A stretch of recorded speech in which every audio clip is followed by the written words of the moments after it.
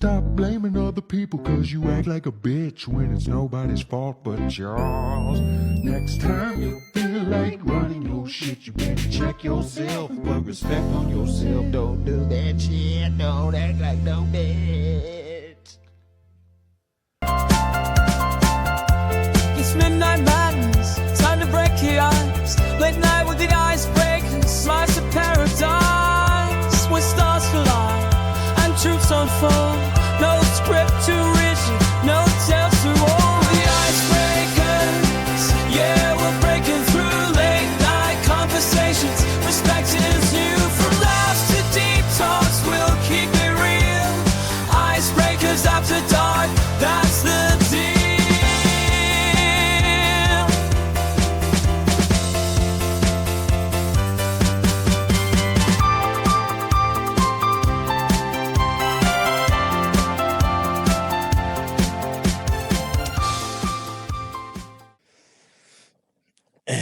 And I am up.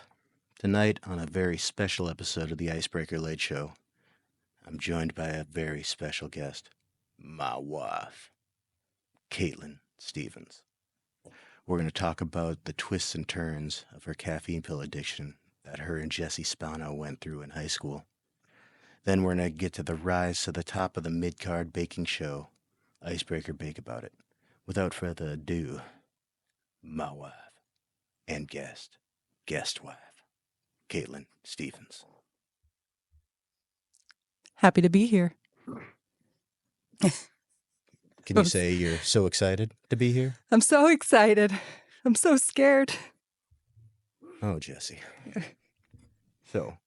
Took me a minute to figure out what you were talking about, and then I'm like, takes me right back. Well, this is a show about the 90s. So, well, and early 2000s. And before everything kind of went to shit with... My generation? Your generation did fuck it all up. You guys suck real bad. But on the bright side, what's it like being married to probably the most talked about man in North Dakota in the Christmas tree industry in Bismarck, North Dakota? It's nothing short of an adventure and an honor.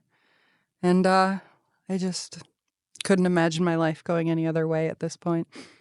Yeah, I mean, being a part of North Dakota royalty has its place, I suppose. Yes. The air of the North Dakota Christmas tree circuit, very underground. From the Bismarck Stevens with a V. Very lucrative. No, not lucrative. No? Prestigious. Mm. Lucrative isn't the same. I'm sorry. No. I got my vocab wrong. Anyhow, so we're here to talk about your show that you wanted to start, the Icebreaker Late Show. Yes. Or sorry, not the Icebreaker Late Show. That's my show. Your Icebreaker Bake About It, which took us a while to come up with a name. I was thinking Boss Babes Bake, but then you went into something more serious, like Bake About It. I don't think it was that serious, but... I mean, let's just face it. It's not as good as Boss Babes Bake. Boss Babes Bake in Bismarck. It's pretty good. Icebreaker Boss Babes Bake in Bismarck. So I don't know if you remember the TV show Hogan Knows Best. Was that Hulk Hogan? Yeah, It was his family with his TV really show. shitty son who killed someone. He killed his best friend, correct?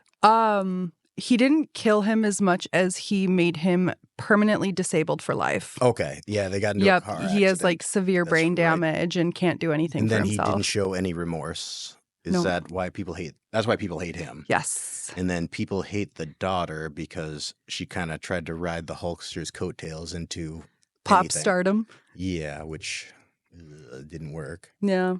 I just remember as a young kid trying to learn how to sing properly and watching her doing a scene where she's like, oh, I just wish my voice was raspy. And she goes outside and screams until she gets that rasp in her voice that she wants. And I was in like 8th grade and I'm like, that's so bad for you. Definitely shouldn't do that if you want a vocal career with longevity. Wasn't that, I mean, don't get me wrong, like TV is great right now, but really sucks right now. Mm-hmm. It had its ups and downs, but TV, that was in a bad time of TV when there was that show, probably the Osbournes, all the reality shit. It was all of the celebrity reality shows that were on VH1. Okay, so the Yeah. B list. So there was like the Flavor of Love and the Mm. Surreal House and all of that. But anyway, so this is mildly inappropriate, but at one point during this show, Hulk Hogan and his wife get in an argument and he walks up to her and he just goes up and she's like all grumpy and he goes, "Oh, I'm sorry. You want to fuck about it?" And it kind of made me giggle, but I mean, all those shows had their upsides, but yeah, but most of them just sucked. Like, and they ruined what little celebrityism those people had. yeah. And then you literally got to watch Hulk Hogan like try and make so many comebacks, and every time he got like injured more and more. And Well, he was already screwed. I think he's had yeah, 24 back surgeries right now. yeah, yeah. Something. I'm sorry. Anyhow, with that, we should probably get into the bake about it. Bake about it. The bake about it. Icebreaker, bake about it. So, what gave you the idea? Because originally we had talked about doing I don't know, like just you sit over there, you talk to boss babes about business, and we made a little comfy, cozy set, and you would drink coffee and Mhm. kind of do what we do here, just different. Yeah, well, that was kind of the original idea, and then you would always ask me, "Well, how is it going to be different? What's going to set it apart from what's already out there?" And I could never really give you an answer. Mhm. And I think we sat on it for about 3 weeks of just like being like, "Okay, well, what's going to make it different?" "Well, I don't know. I think the concept's just going to make it different." And then one night we were kind of talking about it, and then I was like, "Well, I can, bake their favorite treat and bring it on set and we'll eat it and chat and Mhm. all of that stuff." And then I think I was in the shower and I came out and I was like, "Bake about it." Like, came to me. I thought it was a good concept where I love baking. I've been baking for a really long time. And I think it would be a fun idea to, one, highlight all the business women that are in Bismarck and beyond that, are really doing great things, Mhm. but also getting to showcase something that I'm really passionate about and getting to bake their favorite things. And if they don't already know how to make it, then they'll learn. But also, when you're doing an interview, I think a lot of the times, especially if it's somebody's first time doing an interview, there's so much awkward, like, what do I do with my hands? And What? it helps people loosen up because they're not so much focused on what they're going to say or how they're standing or doing this because they're doing a task, and then the conversation flows a little more freely. Okay. So, do you think that it brings anything different to the table since you're not wearing like cool bathrobes and you have to wear an apron and like you don't have a hood that you can put up when you're tired of hearing them? I Yeah. mean, It's a loss. yeah, And I had to go with it. And I even dressed up for you tonight. And then as I like saw myself wearing this, I thought that I less looked like cute, comfy, and I feel like a 3-time divorcee / widower whose husband died under tragic yet unknown circumstances because of the black hood. that must be a different husband because I'm right here.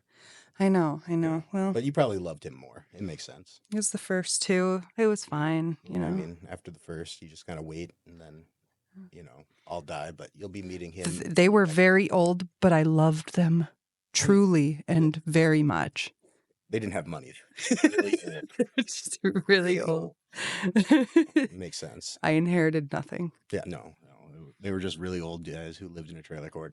They're like, "Baby, I'll give you everything." And then they gave it to their own children. Yeah. And basically all their own children got was some lottery tickets that were already lost. Pull tabs. Yep. Some used pull tabs, yes. The North Dakota way. Yeah. Yeah. So, But yeah, no, that's kind of what this robe reminds me of. I'm like, oh, Yeah, should have gotten something more cutesy because No. one, black is very warm. I'm learning under the Well, if lights. Big Blanket Co. doesn't give us that fucking sponsorship that I've been elegantly asking for. God, not wouldn't begging. rather than this, like, wouldn't it be nice to try out their brand new, like, ultra plush, It's true. big oversized hoodie? Like, wouldn't that be nice, Big Blanket Co. Instead of I something mean- so hot and If it was, yeah, that's the problem. I'm a sweater. I need something that will breathe a little more. Mhm. And like, I'm getting to the point where we might just have to make our own. Big Blanket Co. Like, I became a top fan today. I don't even think they give a shit. I don't know. That's real talk. Real and with that, I'm going to a commercial break. Sounds good.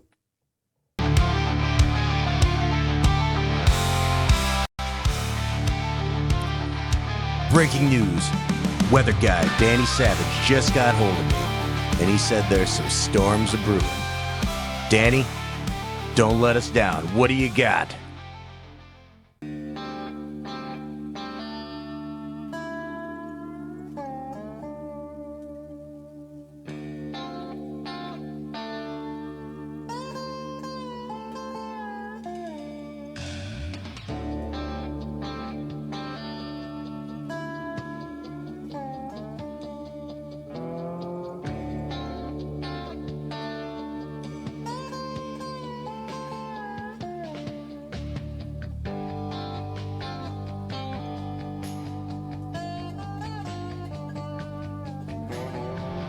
Danny Savage risen strong. You know, I've been at this news station for 10 years now. Danny's been here for under a year. He makes more money than me and does whatever the fuck he wants. Oh, what did I do to deserve this? And we are back. I am joined by my lovely wife, Caitlyn, and we are talking about her new show, Icebreaker, Bake About It, which will premiere, probably in the next couple days. So we've had a few good guests on. We've had Dakota, we've had Danny, we've had Dean. Romeo, Romeo. our most recent That's guest. true. I forgot. I mean, not that I forgot, because he made the funniest commercial that I've been pushing on our YouTube page. So which, good. For the people who just like the skits and the commercials, I made that playlist now. Mhm. But hopefully, between all of us, I'm sure we'll come up with some really fun commercials or skits. I don't know what to call them, but Mhm. basically entertainment. They're bits, right? Bits in between. Yeah. So, with your show coming up, who do you look forward to interviewing and having on? Well, we have a lot of incredible women in the community that I am really excited to talk to. One in particular, Sandy from Brick Oven. Her and her husband started Brick Oven Bakery. Oh gosh, how long has it been? Like 6 or 7 years at Has this it been that point. long? I remember the first time I ever heard about it, you went to a pie eating contest there.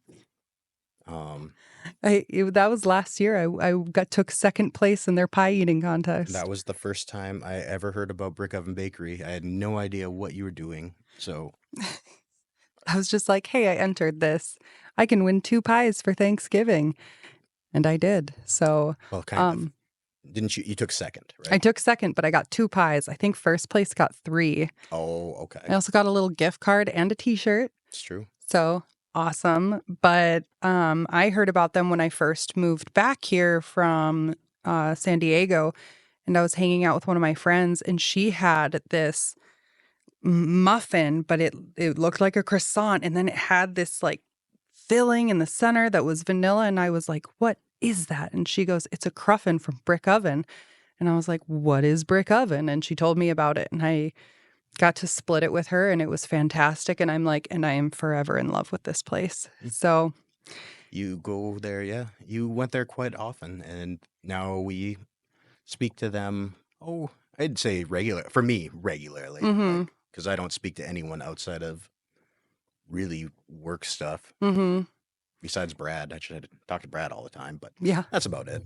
Yeah, but Sandy was telling me that something that she's wanted to do is do sourdough classes and kind of get a little program started that, shows people in the community how to bake some really incredible things. And we had mentioned the show to her and that I was starting this little segment, and she said that she would be super excited to be a part of it. And I am kind of more excited to see how they got their start because they spent time in Europe learning how to make sourdough bread. And I think that as far as Bismarck goes, you don't get to see a lot of people who are true artisans in their craft. So very excited to talk to her. Yeah, and they're super nice, super cool. Been nothing but great to us every time I've been in there.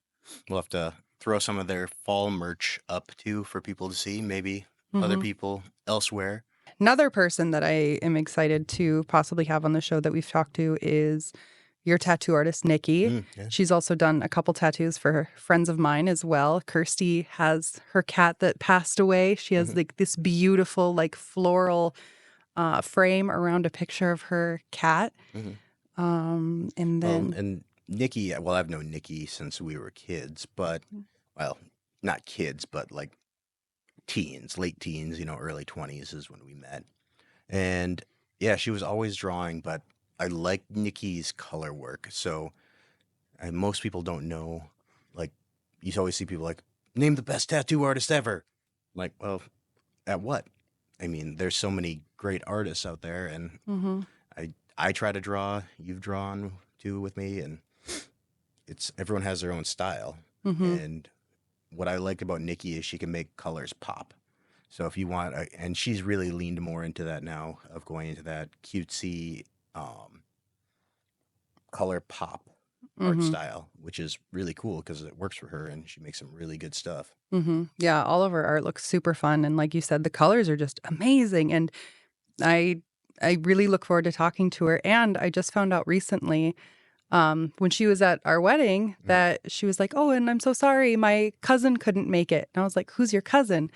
And it's a girl named Ashley, who I have known since 7th grade and am still decently close with to this day. And we used to call ourselves Cash Unit, Kate and Ash. That was when you belonged to the streets, of course. Yes, of course. Yeah. No, there was a particular moment in 7th grade. We were in homeroom together, and there was a person who sat in front of me that was just awful. And I put nail glue on their chair in 7th grade, which is basically super glue. Okay, I was going to say, what is nail glue? Yeah, it's like for press-on nails. It's basically super glue, but for fingernails.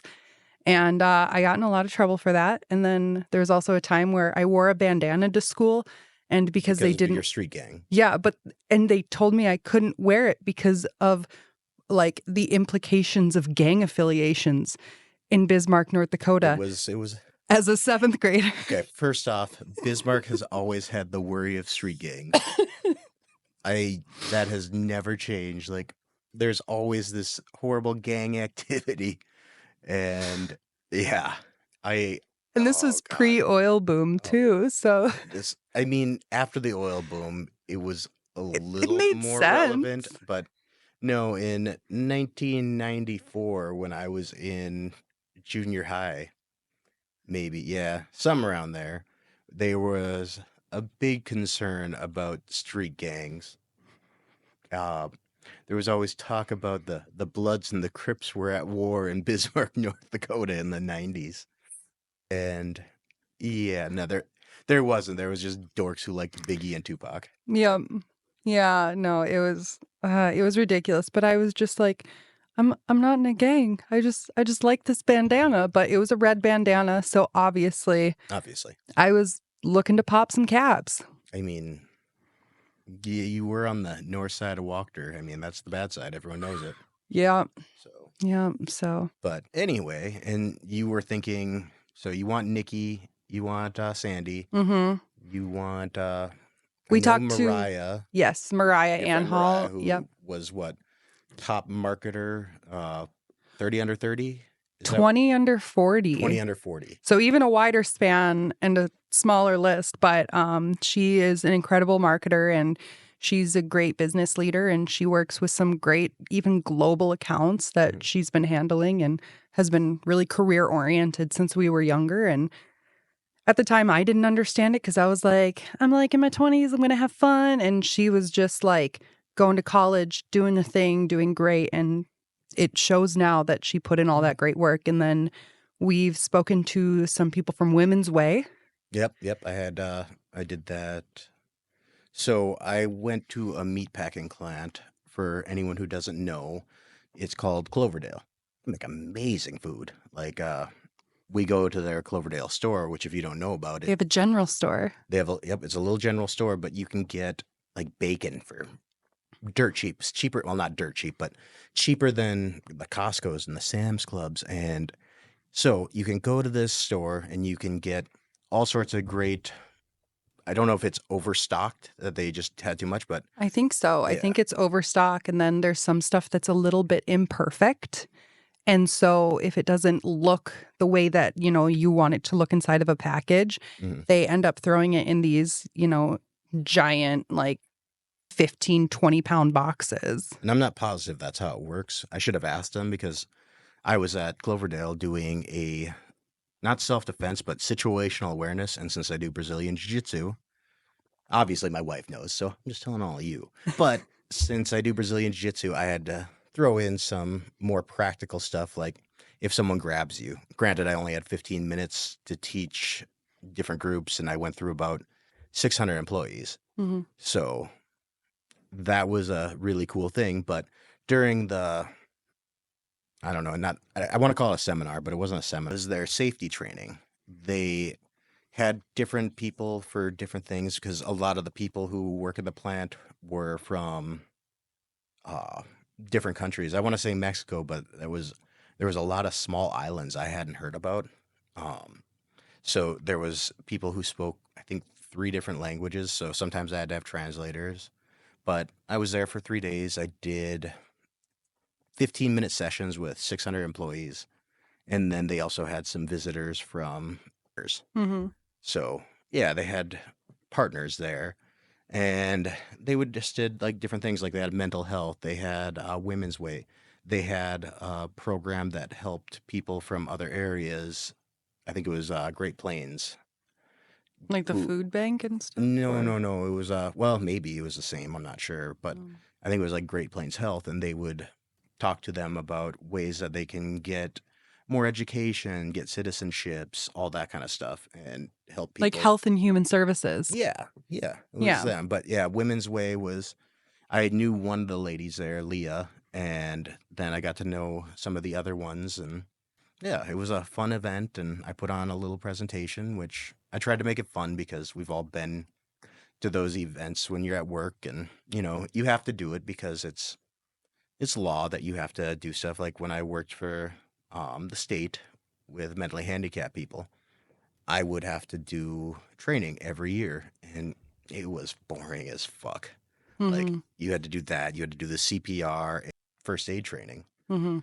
but they made it. Sometimes they made it fun, which is what I decided I was going to do. I was like, well, I might as well make this fun because hey, they got to do it anyway. It's something that helps the community, and might as well make it fun. Mhm. But yeah, getting some of those women on your show would be great. Yeah, I'm definitely looking forward to all the possibilities, and I have some friends from, way back and some newer friends as well that do things like photography and art and own their own businesses. Lacey Madsen from Lacey's Custom Jewelry. Mm-hmm. She is fantastic. She made our wedding rings. She did. She does. Actually, I think she has them now, doesn't she? She has them now. Yeah. I want mine to get tarnished and look black like she had said, but then you're like, no, you should get it cleaned for that one time a year that I wear it. I know. But yeah. I did tell you that you should at least wear it on the show so I can be like, no, Those- they gotta I want to get those digital messages, DMs, the DMs, the direct messages. the digital messages. Yeah. You gotta, how are you gonna get the ladies to come to the show if they can see that you're married? Well, what? What? I'm not married. What? You can tell this interview is a disaster, and hopefully no other women come on the show. And with that, to commercial break.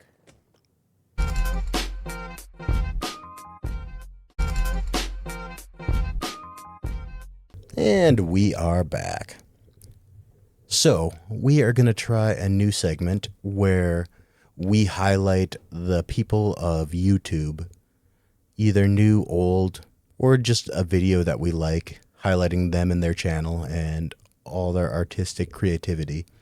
So, Caitlyn, we have Off Duty Figure Photos, which is a new YouTube channel. I believe he only has 3 videos at this point here. So what caught me was I saw on TikTok, I was a teenage Foot Clan ninja, a TMNT parody mockumentary. However, TikTok didn't really tell me that. So I thought maybe in the beginning it was just an actor like playing, or sorry, he was the actor from the video or the original Ninja Turtles movie. And he was just going to talk about it. But no, he was playing a character, and I thought it was super funny. So It's really good. yeah, so we'll give our highlights of what we see here. So let's get started here with our new Rodecaster video. This is our new piece of equipment. I tried to do a little review video on, but didn't know enough about it yet, and I'm still learning. But we're going to try the picture in video. You ready? I'm ready. Done. So, here we are. And here it is. So, here's the channel, Off Duty Figure Photos. So, let's go. You ready? I'm ready. All right. Shredder came out the gate with the crazy. He was like, we gotta hunt down these monster turtles. I'm like, did this motherfucker just say turtles? My name is Danny Pennington. That wasn't in the first I one am that I saw. 48 years old. And It between started right in this 1988 and when I saw it on 1995, TikTok. I was a ninja in the Foot Clan.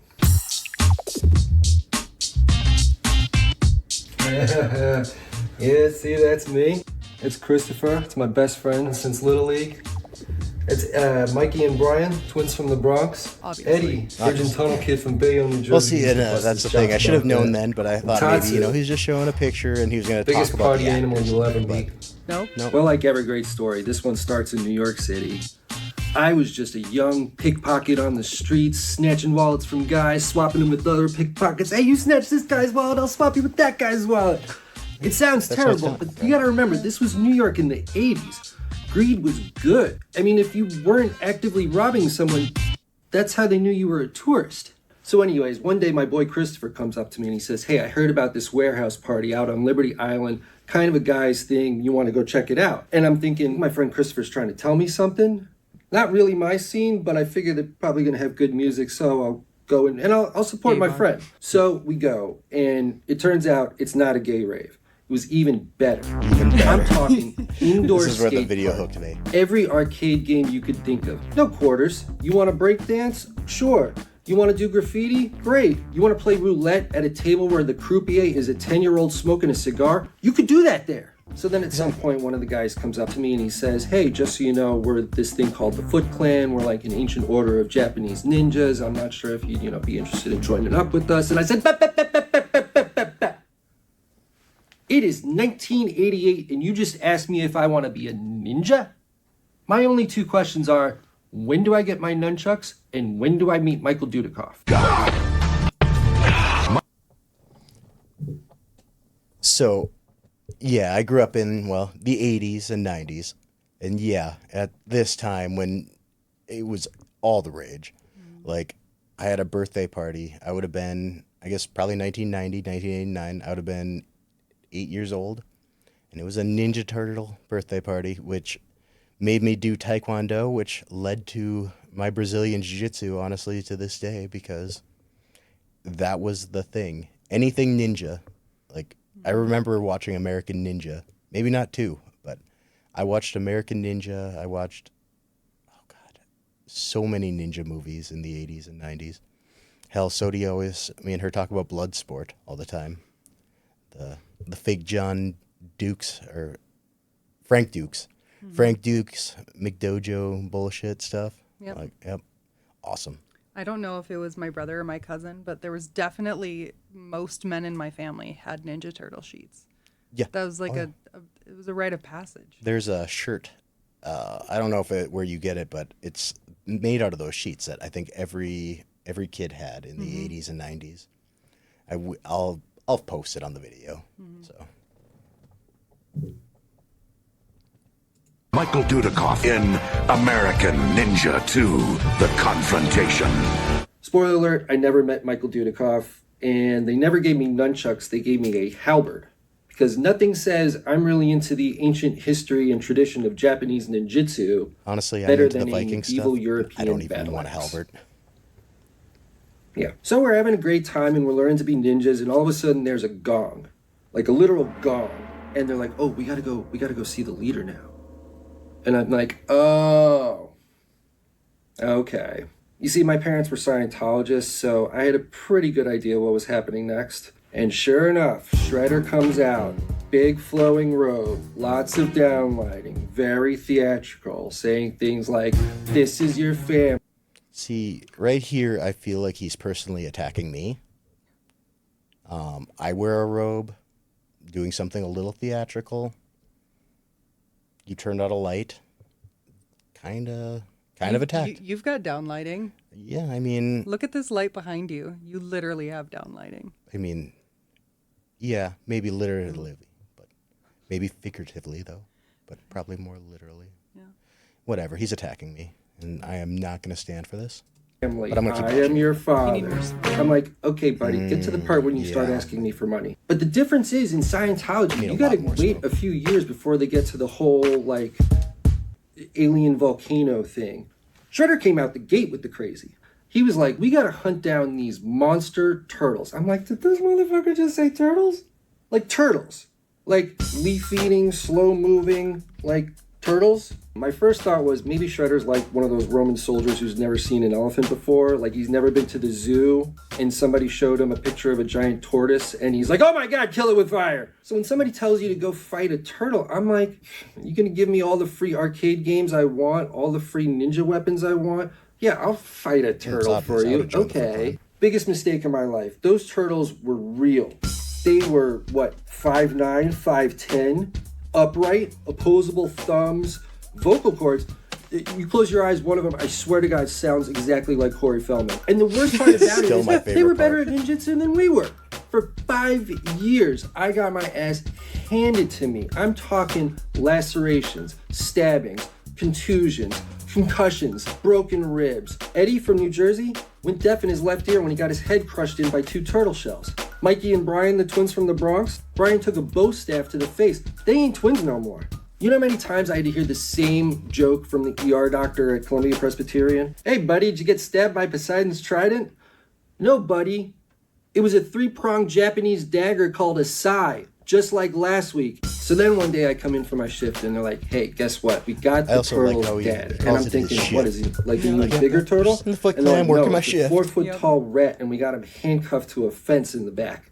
And I'm like, oh my God, what has my life become? And like, I felt really bad about the whole Splinter thing because he was like elderly, he had mobility issues. I'm like, we should be giving him a couch like, and poor some nose soup is and let him watch running. Matlock. Like, this is awful. I give him some didn't soup, want to be let a him part watch of that. Matlock. So we get into this big final battle where the Turtles went to our lair to rescue Splinter and we went to the Turtles' lair to like mess up their stuff.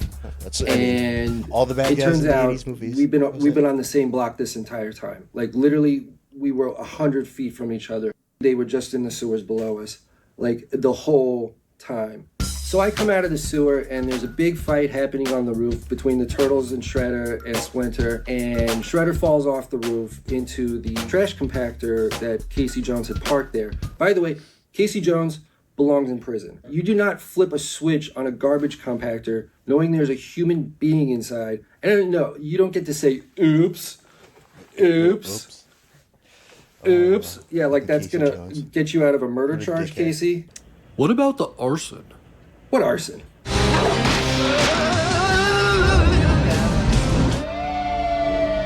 Okay, I was cleared in that investigation because April O'Neil knew See? the wiring Makes was faulty sense. in I that mean, building. April O'Neil. So anyways, the fight's over. I'm She's a told good journalist? Splinter told a hilarious joke. mean, She was up on the researched roof the playing it, wiring and I in didn't that hear it.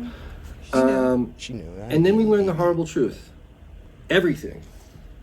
Everything. The warehouse, the ninja weapons, the arcade games, the turtles, the whole Foot Clan, all of it was so that Shredder could get revenge on the rat that scratched his face 20 years ago in Japan.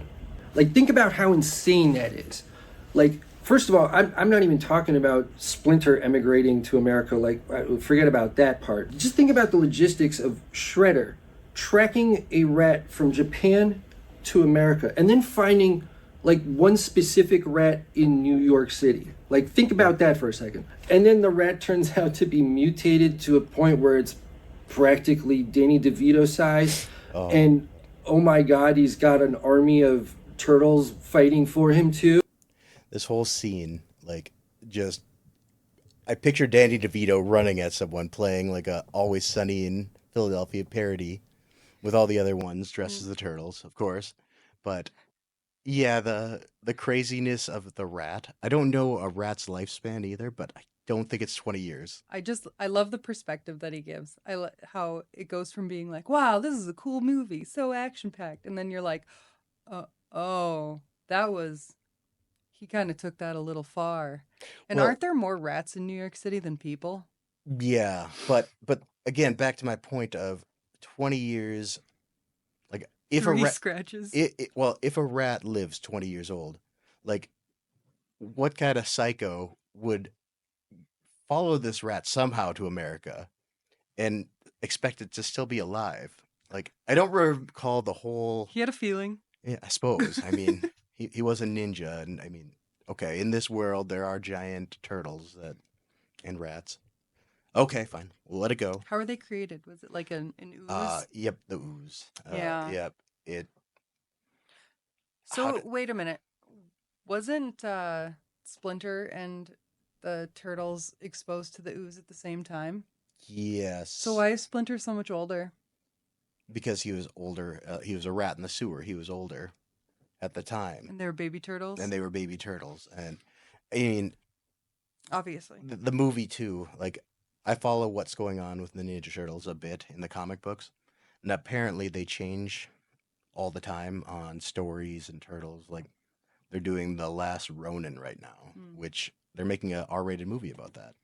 It's supposed to be really cool. Like, all the other brothers died, and Oh, yep, I yep. remember. Yeah, I don't want to give it away for anyone who hasn't seen, but it's one of the turtles lives, and it's his story of what happened afterwards. So he's the last Ronin.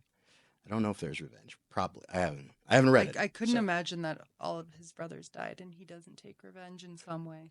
Well, it might be. It's Wouldn't you? Ninja Turtles can get deep Mhm. at times. Like, this was the 80s, so this is when they made it into, well, this was the height of the Ninja Turtles phase. So they had made the Ninja Turtles into like a kids thing. Mhm. But you've read my original Ninja Turtles comic, right? I have it in the back room. Oh, Arya read it. Well, But anyway, I have the original Ninja Turtles comic in the back room, or graphic novel. It wasn't the original from the 80s because it's not worth anything. But yeah, it goes over the original story, and at the end of that one, Shredder dies, and it's graphic and brutal, and it was making fun of X-Men and Teen Titans and all the kind of cheesy comics back in the, I don't know, mid 80s, mhm. maybe even early 80s. But yeah, it was a really graphic, dark story that was making fun. So anyway, And that's when I learned that Donatello was 16. All the turtles were 16. Like, we were kids. They were kids too. I'm just curious how And they went for realizing 5 that years. we were all just fighting, child and then they were soldiers 16. So in did- this did horrible the fight blood start feud when they were 11? between an insane Japanese man and the rat that scratched his face 20 years Fair. ago. Okay, well, I guess yeah, that goes back to the rat. Took me a while to come to grips with 20 that. years. Okay. We were all just Took me a while to kids. come to grips with that. So what's the secret of the ooze? Oh God, you want to know about the ooze? To be continued. So Ooh. this guy right here, an off-duty figure photos mockumentary. I mean, I'm gonna watch these guys a lot more, but directed and starring Edmund Hanlon, which I am going to give this guy props. Like, he did really good. I mean, this is, as far as I know, this is his first channel, and he pumped this out within 3 episodes, and it's really good. Mm-hmm. So, yeah, no, it was fantastic. And I mean, it brilliantly thought out, well made, and easy to follow, and always kept you entertained. Overall, I think 303 subscribers right now. I expect this to be insane in the next few months. well, it came out 12 days ago at this time, and Yeah. he has, 8.2K views, which is a lot more than we get. So, Yeah. But this is fantastic. He did his work, and like I said, I'm gonna let him know that we did this, and hopefully he'll give the blessing, Yeah. because this was fantastic. This was one of the highlights of YouTube probably this year that I've seen. Mm-hmm. So I remember when you showed it to me. I You was were like, excited. look what I found. I was excited, and I found it. I saw a 30-second clip on TikTok, which, TikTok's fine, but I like long form. And so I was so happy when I found that he put a long form video and there was more to it than just the start. So, but with that, should we call this an episode? I think we should. All right. So make sure that everyone at home, you watch Bake About It. Caitlyn's new show will be premiering, in a couple days. So, and it was pretty entertaining. Your first guest is Nikki, Nikki Sather, Yep. yes. and you guys make... We made a lemon cheesecake French macaron. And it's fun. Anything can happen in the kitchen, like a seasoned baker being out macaroned by a hairdresser. So That happens. So, with that, we'll see you guys on the next episode. Till then. In the kitchen, she's mixing it up. Flour flies as the heat's heating up. She's got stories and sweets to tell. In Bismarck, where the boss babes dwell. All the big dreams rise like dough in the air. Boss babes baking with a little flair. If you're looking for the recipe to win, just bake about it, let the fun begin. Bake about it in Bismarck's heart, where the big bad babes of business start. They're stirring up success, don't you see? With Caitlyn leading, there's victory. Icebreaker's here to make your day, with boss babes baking the stress away. So grab your apron, don't you dare miss the sweet taste of baking and a little bliss. From cupcakes to the stories they tell, every whisk is a magic spell. In Bismarck, where the laughter flows, it's not just business, it's how the cookie goes. All the big dreams rise like dough in the air. Boss babes baking, they've got flair. If you're craving a sweet success, you've gotta bake about it, nothing less. Bake about it in Bismarck's heart, where the big bad babes of business start. They're mixing up more than flour and cream, with Caitlyn's team, they're living the dream. Icebreaker's here to light the way, for boss babes baking a brighter day. Success and sweets, hand in hand, in Caitlyn's kitchen to make a stand. And when the oven's hot and the business is too, the big bad babes know just what to do. They'll rise to the top just like they planned, baking dreams with a sprinkle of brand.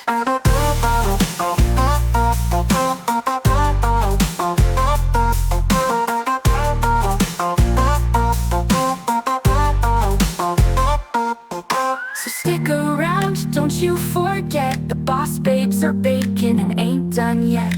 In Bismarck, they're turning up the heat. Caitlyn's crew is sweet and oh so neat.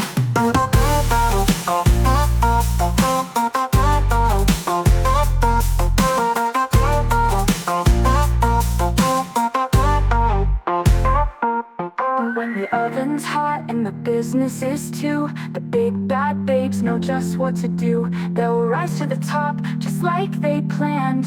Baking's team, they live in the dream. Icebreaker's here to light the way, for boss babes baking a brighter day. Success and sweets, hand in hand, in Caitlyn's kitchen. vacation, make a stand.